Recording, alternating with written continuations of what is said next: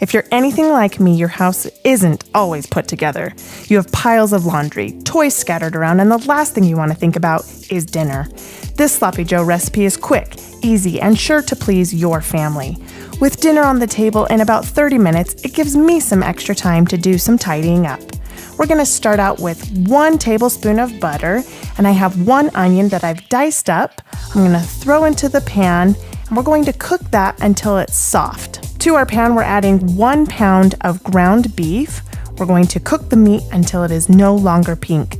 I would have added 1 diced green pepper, but I was out because I used it to make kebabs.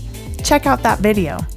I've added 1 cup of ketchup, half a cup of water, 1/4 cup of brown sugar, and 2 tablespoons of Worcestershire sauce, or as I like to call it, W sauce. We're now adding 1 tablespoon of red wine vinegar, and now we will add 2 teaspoons of chili powder. Whoops, didn't quite fit. There's 1 and, 2 1/4. That's okay. We'll add 1 teaspoon of salt, half a teaspoon of black pepper, but if you're like me, you like to grind up your own pepper. Stir it all together, bring it to a boil, lower the heat, and then we'll simmer for 20 minutes. Get a good quality bun. It makes a big difference. I have Kaiser rolls here that I am buttering up, and I'm going to put under the broiler to toast.